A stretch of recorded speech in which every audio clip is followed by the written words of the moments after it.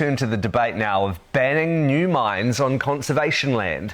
Back when Labour won the 2017 election, Prime Minister Jacinda Ardern promised there would be no new mines on conservation land. That never came to fruition, and despite recommitting to it during the 2020 campaigning, Ardern's promise was never fulfilled. It's seen a number of conservation organisations call on the government to protect our land. Here's what Forest and Birds' George Hobson had to say on our show last week. This is a huge problem, and if we continue to allow a little bit of mining here and a little bit of mining there, what's effectively going to happen is we're going to sentence our conservation land, our incredibly important conservation land, to death by 1,000 cuts. Death by 1,000 cuts. But just how big is the true impact of mines on conservation land? For more, I'm joined by Patrick Phelps from Minerals West Coast, who's very generously come into our Christchurch studio this morning. Thanks for being with us, Patrick. How are you? Yeah, I'm good, Matty. Thanks for having me in. No, and thank you for being here, because as I mentioned to you in the ad break, we're really appreciative. You sat there yesterday as we dealt with technical issues, and you've come back on this morning, so we're really appreciative of it. Tell me a little bit about the operations that you're running on the West Coast. Well, yeah, when I say we, I work for an industry association, but the various mining operations on the West Coast across private and public land, including conservation land, include a mixture of small-scale gold mining up to large-scale hard rock operations, and then also coal mining as well. So that coal is used domestically as an energy source for food producers, space heating, and export for steel production offshore as well. Now, I know you heard Forest and Birds' concerns last week when they came on our show about the damage being done to our conservation land by new mining projects. Why did you want to come on to dispute those, Richard?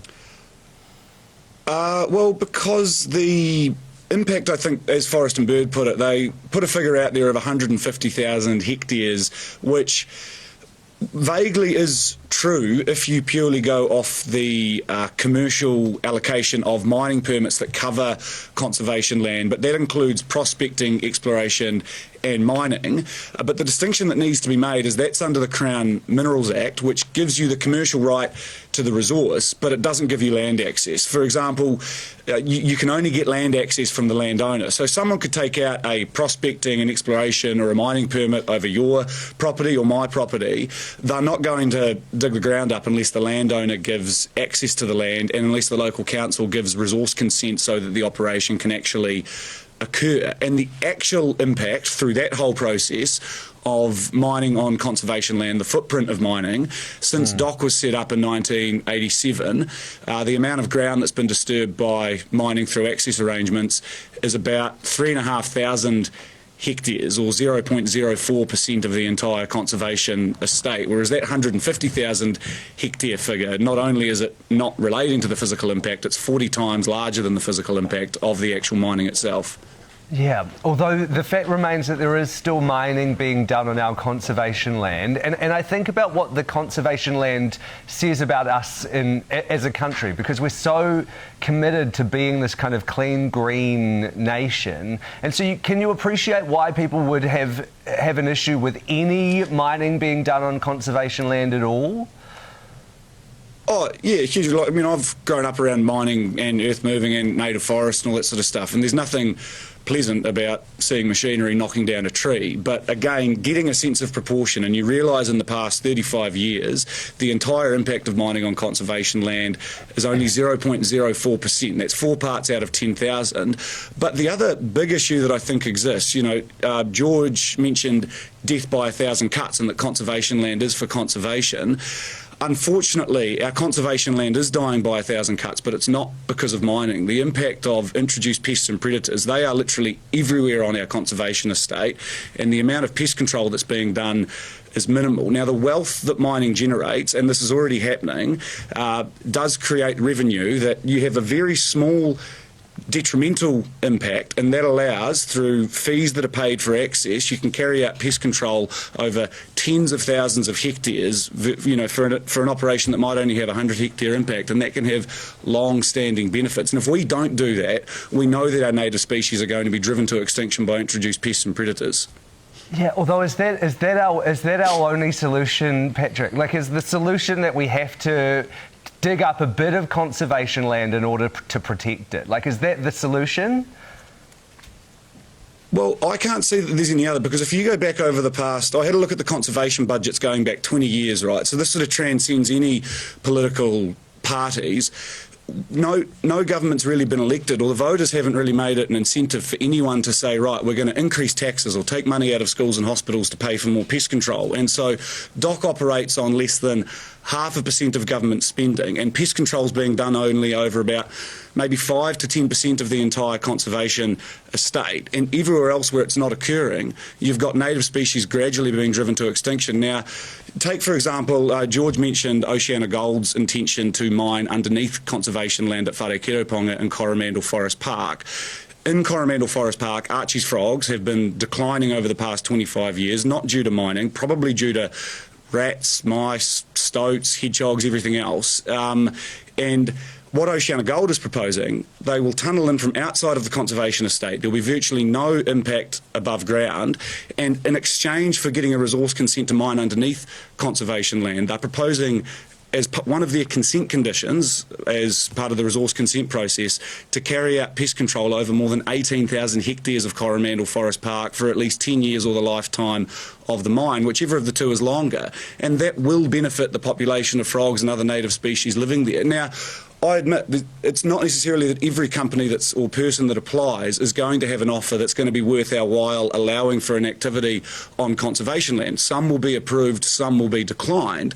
But if we can't make these case-by-case decisions, then there's potentially a huge opportunity cost to not allowing them to occur. And as a result, our species just continue to decline through neglect and lack of pest control. Yeah, those skeptical people, Patrick, would say that's kind of like fast food giants putting money into like a healthy eating campaign. I mean, the damage is still being done.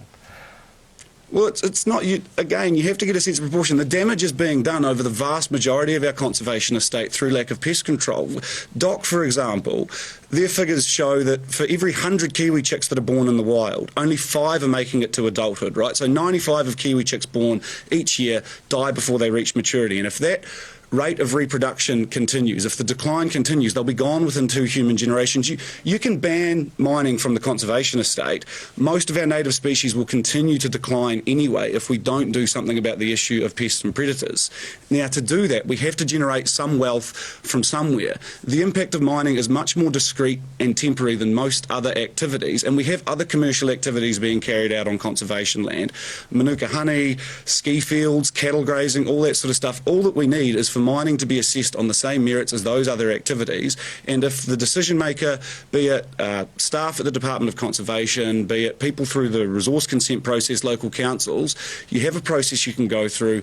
If Forest and Bird or anyone else wants to appeal this, they can take these companies to the Environment Court, and experts can decide which operations should go ahead and which ones shouldn't. I guess some people would ask, why do we even need to be mining on conservation land at all? Why can we not just find other areas to mine on if we have to go ahead with mining? Look, and don't get me wrong, if you're in the business of trying to make money by taking things out of the ground, you would have a much easier time of it contacting a farmer and saying, you know, have you got anything underneath your paddock? But we can only mine the minerals where they are, and there's nothing to suggest that people are going to have less of a desire for minerals, you know, over the coming decades and centuries. People have got a fundamental need or a fundamental desire for minerals. They have to come from somewhere, and if they happen to be on conservation land, if that's the most economic place to find them, and when I say most economic, I mean after the cost of going through the resource consent process, after the cost of getting land access, if that leads to a net gain for the conservation estate and it's still worth the miner's while to do so, at least allow people to go through that process. I'm not saying that there should just be open access, no strings attached to conservation land for miners, but simply leave that pathway there so that you can attain your mining permit, that you can go through the process of dealing with the Department of Conservation to see if you can get access, to go through the process of getting the resource consent, wildlife permits, everything else. But just locking the door means potentially foregoing an opportunity for pest control that otherwise might not occur over a much, much larger area than the impact of the mines themselves. And if we don't do that and you get species going extinct, then we can never bring them back. And again, we're not talking about knocking the top off Mount Cook. We're not talking about dropping Tāne Mahuta or anything like that. There will be certain areas that are obviously a no-go, but for other areas, at least let people have a discussion, at least let people go through an application process. Patrick, thank you so much for coming in this morning. We really appreciate your time this morning, and thank you for being with us in our Christchurch studio. That's Patrick Phelps from Minerals West Coast. Thank you, Matty. Really appreciate your time.